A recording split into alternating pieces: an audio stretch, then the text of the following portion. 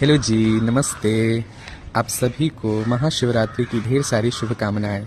और माँ पार्वती क्या कहती हैं, आइए 2 लाइन में सुनते हैं।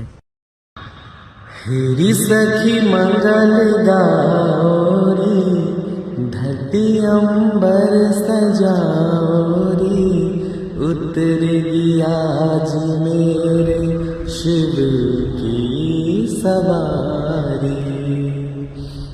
हेरी कोई काजल लाओरी, मोहे काला टीका लगाओरी, उनकी छवि से दिखूं मैं तो प्यारी।